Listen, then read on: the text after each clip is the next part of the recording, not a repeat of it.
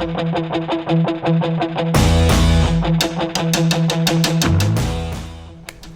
Keith Mohr here again at Musicians Anonymous. Thanks so much for checking out another episode of the show. I've got with me right here at Live Oak on Music Row in Nashville, Tennessee, Mr. Shane Cook.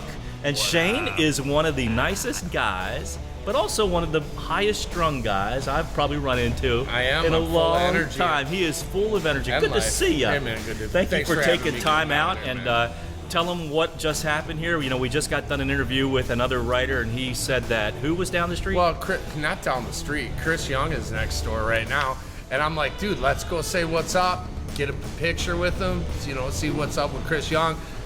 He's like, sit your ass down. We're interviewing. Got to do it now. So now it's like, now hey, or man. Now or never, man. When Keith says sit down or come, we come. I like to have that effect on the creative community here in Nashville. So anyway, it's great to have you here, and I'm a big fan. And I think that, like, yeah, you're a great guy. You write great stuff. You're doing good stuff.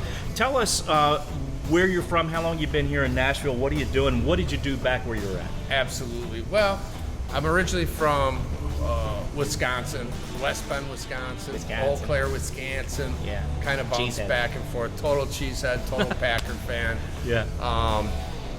And I lived out there most of my life, and then we moved to Colorado. We lived in the Vail Valley in Colorado, in the middle of the Rockies, and that's really I'd stepped away from writing. I've been a musician my whole life in some form or another, whether, you know, and I'm a country artist, but, you know, here I was into rock, I was into rap, I played with some of the best rappers in the world. Right. You told me about that. Tell the folks about what you did. You'd never know this looking at this guy. I played with Wiz Khalifa, I played with Bone Thugs Harmony, I've recorded with Busy Bone, Wu-Tang Clan, Twister, Currency, 3-6 Mafia, quite a few people. So you were a white rapper dude. I was a white rapper dude, but you know what? I rapped about white dude stuff. I mean, wow, drinking beer, partying, and chasing girls. And how old were you when you were doing that? Well, I rapped pretty much from the time I heard Beastie Boys' License to Ill. But, you know, it's bizarre. My career honestly didn't take off until my early to mid 30s. Oh wow! It was just something. I thought you were only like 26. I look it. You look very young. Yes. I feel young. I'll tell you that. I know you do. Yeah. And so, you know, and I had this really good connection at the largest live music venue in the United States as far as volume of shows. Name's Joe Balistreri. He owns a place called the Rave Eagles Ballroom, and we ended up kind of partnering up, and from there I got to meet all these people, and the next thing you know, I'm co-headlining all these shows, and I'm in all these magazines, the Source magazine, Double XL magazine, all hip hop. So what's the largest crowd you ever performed in front of? 10,000. 10,000, cool. 10,000. 10,000 screaming rapper fans. Yeah, man. That probably was very energetic. I'll tell you what, rap fans are unforgiving. Yeah. They are, I liken it to, you ever watch Purple Rain? I have not seen the movie, but I Okay, so it's the kind of the Prince story. Uh-huh. Well, the crowd started off, you know, being hostile. You have to win these people over. Yeah. Once you earn their respect, then they go nuts. Okay. But I've had beer bottles thrown at the stage, not at me directly. I mean, there was always 5-6 dudes up there with me. But yeah, man. They have football helmets on? Yeah, dude. But by the time the Wiz Khalifa, Wu-Tang stuff started happening, people would go nuts when I got out there. Yeah, man. It was cool. It was cool. I just kind of felt like, you know what? I did what I wanted to do. I felt like I took it as far as I could, and I was ready to get into another genre. I love music. I mean, I started off with rock and roll, and we wrote some very good music. Cool. I mean, legit music. Yeah. And but I was always blessed. I always, you know, all my friends are musicians, right? And some of the best players you've ever met. Wow. And just like when I came to Nashville, you know, which we can get into that in a little bit. But yeah. So then I got into country music. I was living up in the Vail Valley, and I decided I wanted to become a serious songwriter.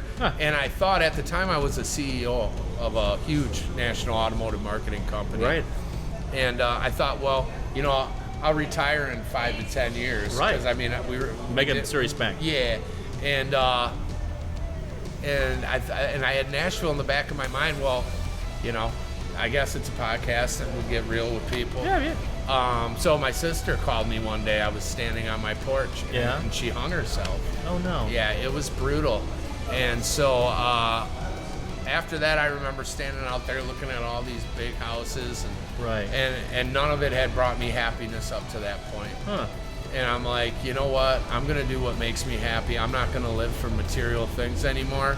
I don't mind chasing, and I don't mind the tenacity and the grind. Right. But I'm gonna do it on my terms with something that I absolutely love, which is music. Interesting. And so, Wow. imagine telling that to your wife and Yeah, your right. kid, hey, we're gonna leave this bubble up here, and we're gonna go to Nashville, and we don't know anybody, and it's not gonna be the same money. And guess what? I want to become one of the greatest songwriters of all time. At 36 years old. Right. Hey, it Pretty can happen. scary stuff. Yeah, but it can happen. Oh, it's gonna So happen. you bought your lottery ticket. Oh, it's gonna happen. You bought your lottery ticket. You came to Nashville. It's already happening. I'm on my way. I'm seeing that. I mean, you've actually had some really interesting things happen to you pretty quick. I did. Like you got connected with some people in the industry that normally somebody who's just kind of going doesn't have. Right. Yeah. How did that happen for you? Well, Mike Kraski's my manager. Okay. He's the former executive vice president and general manager of Sony Nashville. He launched the career of the Dixie Chicks, Travis Tritt, Mary Chapin Carpenter, tons of people. Worked with Johnny Cash, worked with Dolly Parton under Sony. But how did a newbie like you get his attention? I got lucky. I was this gal I know, Nicole Rhodes, was handling some stuff for me, some social media stuff. Okay. Well, her husband was a former exec over at CMT. Okay. And she's the one that said, Shane, because she really was very supportive and I think saw some potential in my songwriting, which is constantly evolving, by the way. Yeah, sure, of course. And so she thought it would be a good idea for us to connect. And I came down to Music Row and met him in his office, and I had a huge smile on my face because, let's face it, this is everybody's dream. Right. I'm right next to the Sony building. I'm right next to the RCA building. Yeah.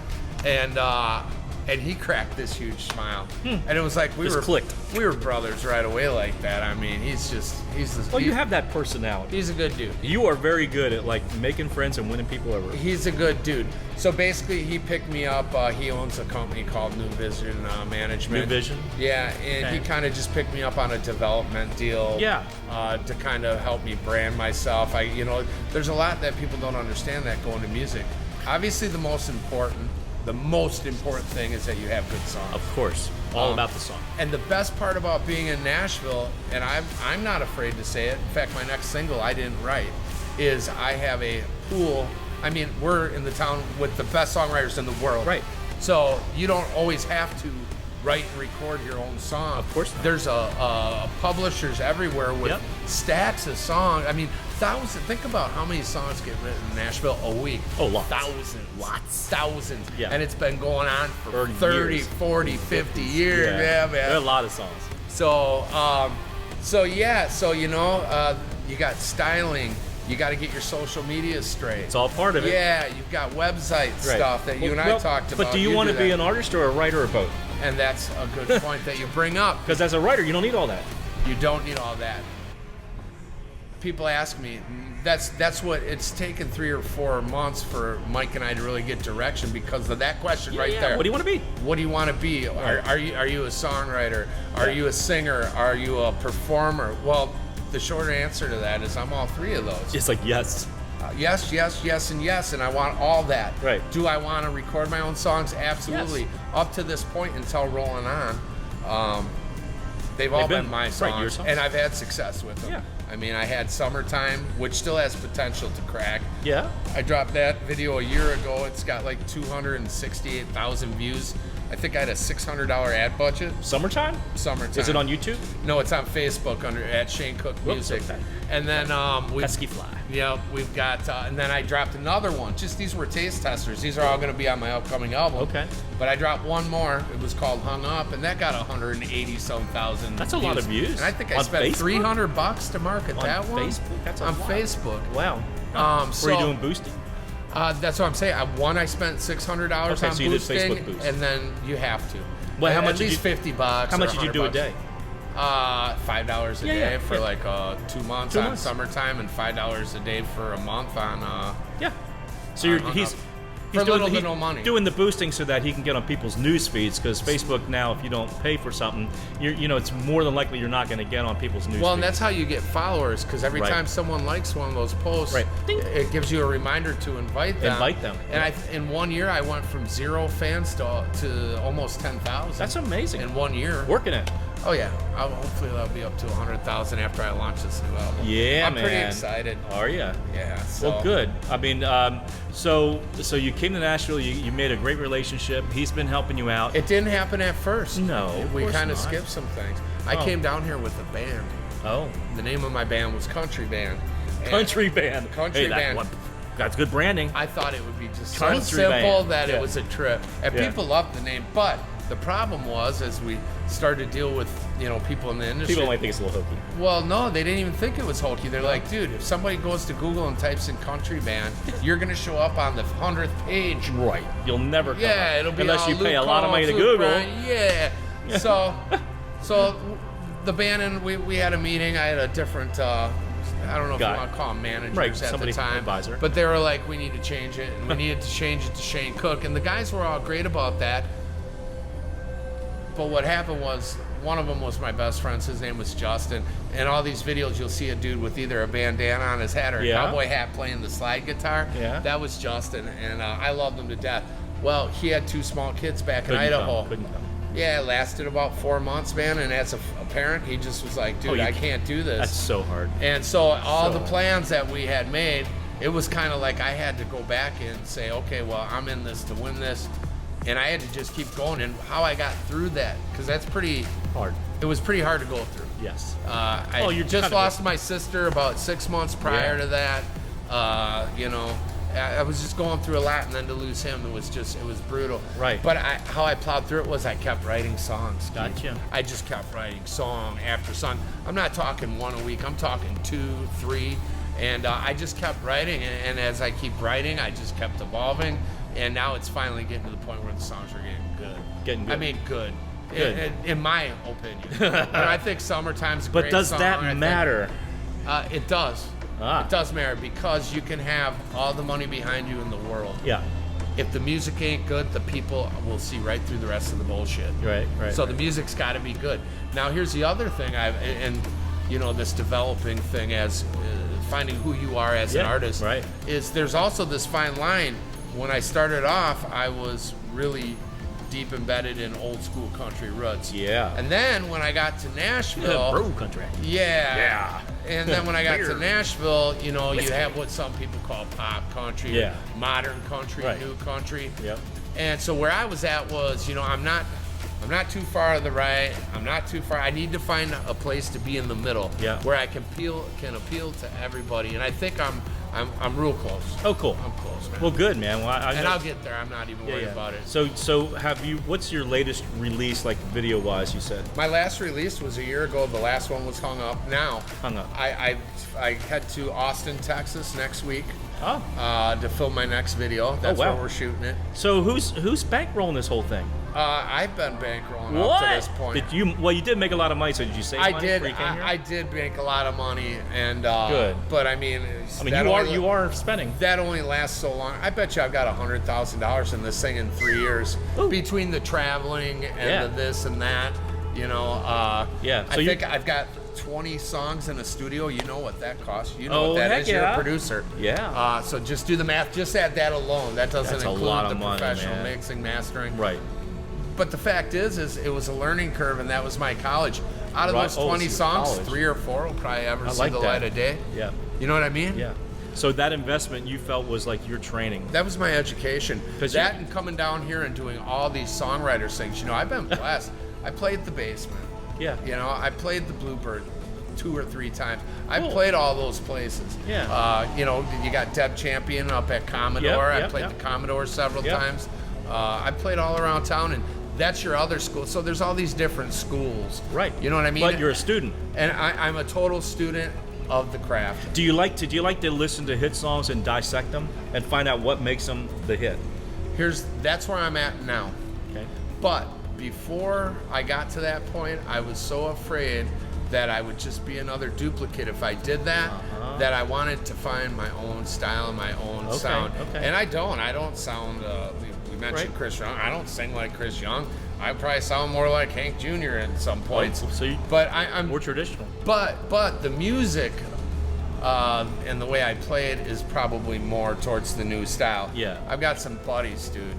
I mean, these cats, Oh, you want to talk they about... can play? Oh, man, like old school country Waylon Jennings, Do you think there's room for that still in the market?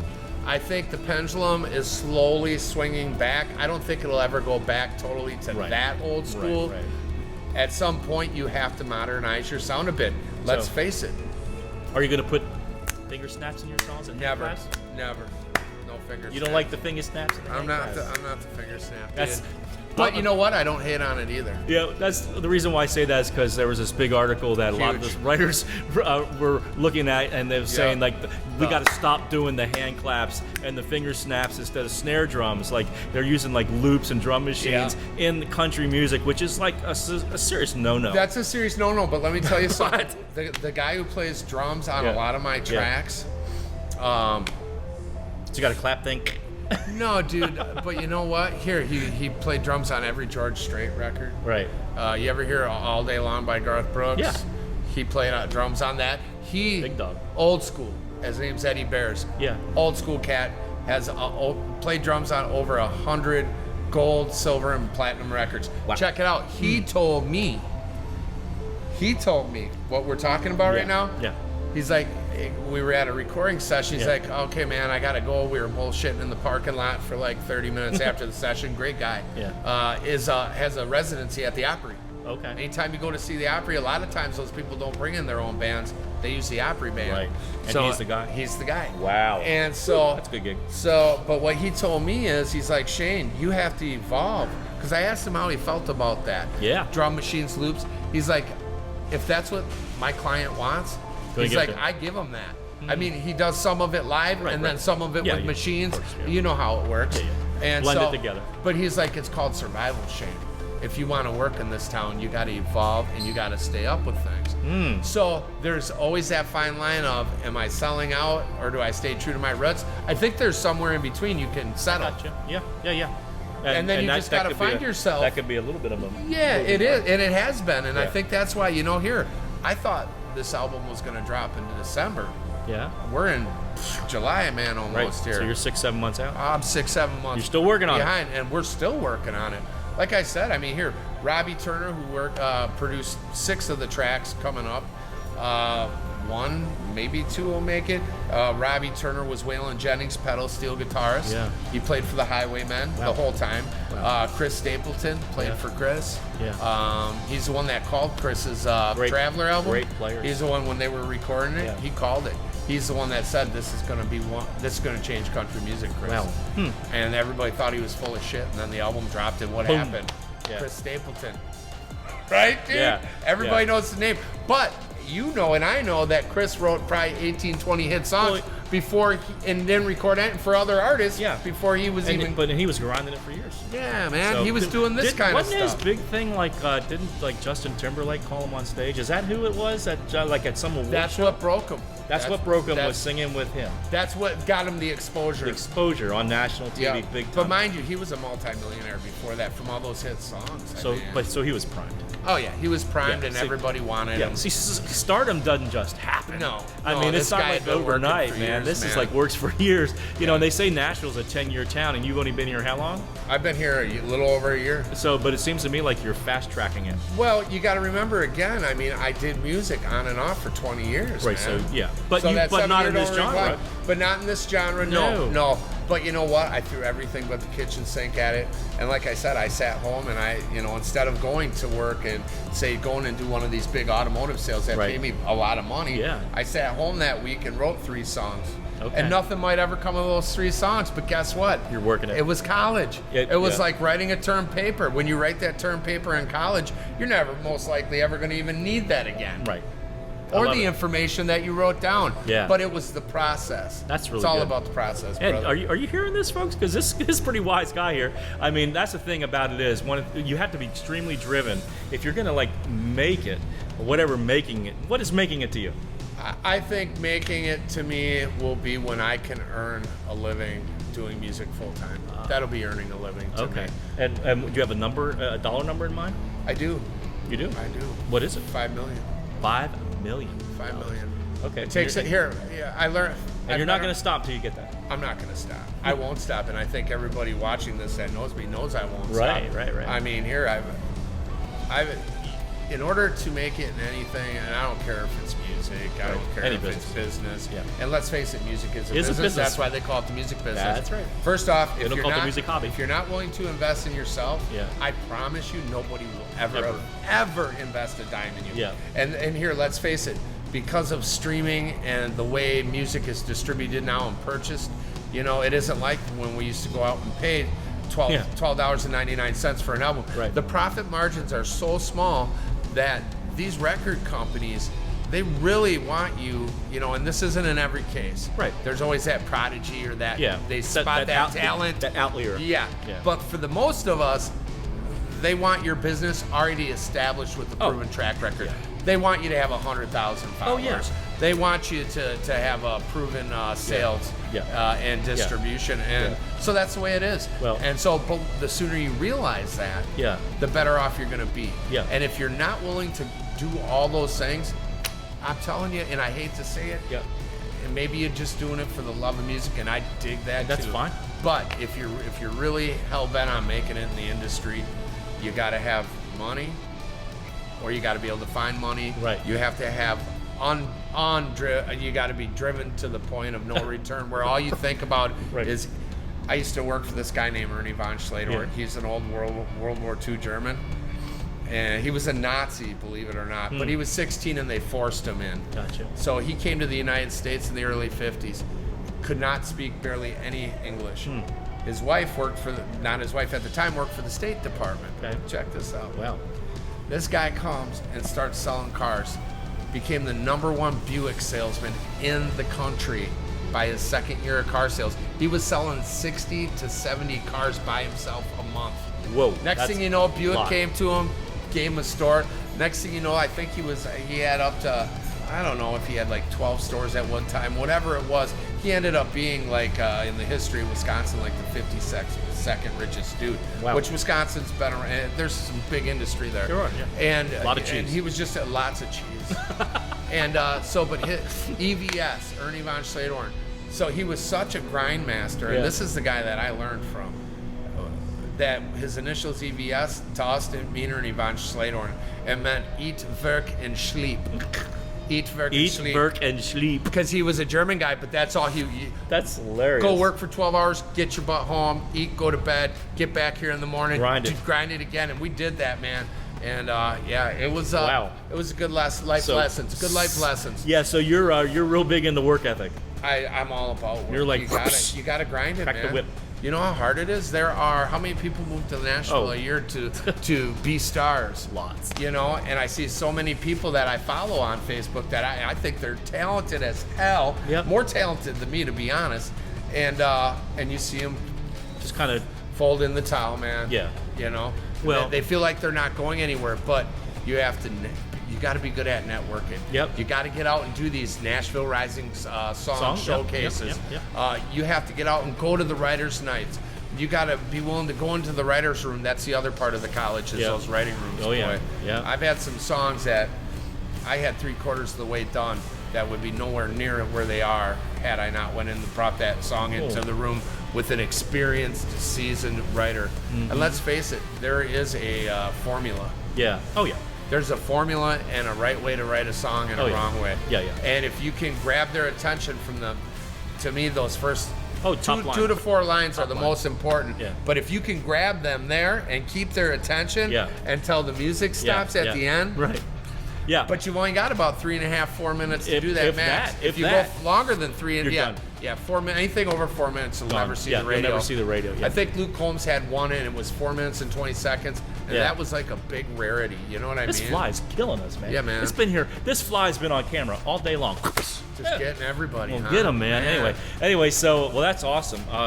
Yeah. And the thing about it is, you know, people are like 2-year-olds who just drank a 12-pack of Red Bull and snorted a bag of Skittles. Yep. You know, they don't have any attention span. Nothing. So if you don't get them at the top line, like if you don't get into verse 1 by 10 seconds, it's done. too long. Yep. Because they're going, all right, on the next video. Yeah, they're on the clicking. It's all clicking. about click, click, click, Yeah, click, click. instant gratification. Yep. And so I've got they- an idea for they, you. They say songs are going to eventually, 2 minutes. Right, I've got an idea for it's called micro songs, where you open up with the chorus, and then you do one verse, and you do chorus, and maybe a little other thought. Bridge into a chorus, done. Yeah, you're done at like 1 Chorus, minute, 1 verse, minute 30. bridge, Micro song. Yeah. It'd be challenging to write. But people are going to start leaning because Well, the because of technology, Spotify too. man, Spotify is like you got. I mean, people just go from one to next. If it doesn't catch them, if it doesn't get them excited, which is hard for a guy like me because I'm a storyteller Right. in my songs. That I don't ever just rap. I'm not the guy that's going to take the dark shadow wept from the tree. I'm not that dude. Do you know what I'm saying? Right. They pick lines like that and they want to be all artistic. well, it's more farcy than artsy. Yeah, man, totally, man. And I'm here. I'm a real simple songwriter. Yeah. I want a good storyline. Well- I want 3 to 5 chords, and like or who was it that said, all country music is 3 chords and the truth. Right. There's something behind that. There really is. Yeah. And you know, Love it. because simple melodies with deep messages, man. Yeah. And good voices. And that's the other thing I struggled with, Keith. Yeah. Was trying to find Your my voice. Yeah. My voice. I had people say, you know, because I did the rock thing, so too grungy, trying to sound like the dude from Pearl Jam. Right. And then you did that for like 8 years, so you try to shake that, and so you can't try to sing like somebody else, first off. Right. And the only way to ever find your true own voice is through the process. Right. Well, you try it and you see how people react. You know, every time you play, it's like an experiment. Yep. Right? Completely. And I'll tell you, when I first got to Nashville, just everything is like dog years in Nashville to me. As far as growth and learning and the reactions from the crowd from when I'd walk off the stage the first 3 months I got here, between the 4th and the 6th month, and then after 6 months I pretty much found my sound. Yeah. But now it's people come up to me, Cool. man, your voice, dude. Well, cool. Your songs, dude. Oh, and it's like, good. well, it's just, and it's not an ego thing.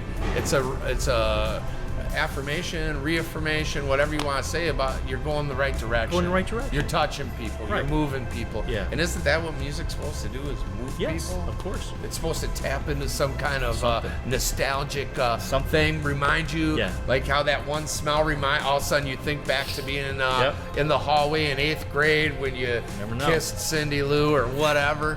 You know what I mean? Yeah, I do. So- That's great. Well, man, dude, you're like on fire. I mean, Dude, this was life's really good great, stuff. man. This was really good stuff. Life's great. And it's cool to have God's you here good, in too. Nashville. I know God is good. God's We great, did talk man. about God last episode Yeah, too. yeah. But I think it's a common thread. There are a lot of people who come to Nashville who have had life experiences. Something shook them up, rattled them, and got them focused and gave them a direction. You know, and they came here and they're getting into the community and they're doing their thing, just like you. That's what you have You to know, do. If you want to make it in Nashville, my advice to young Talk to me. my advice to young artists coming here, and here I talked a lot about you're going to need financial backing. That's all good and dandy, but the most important thing is when you get to Nashville is getting out, networking, making friends, try to get involved in as many co-writes as you can, because next thing you know they'll be like, hey, I'm doing this writers night across town Wednesday. Would you like to come with me?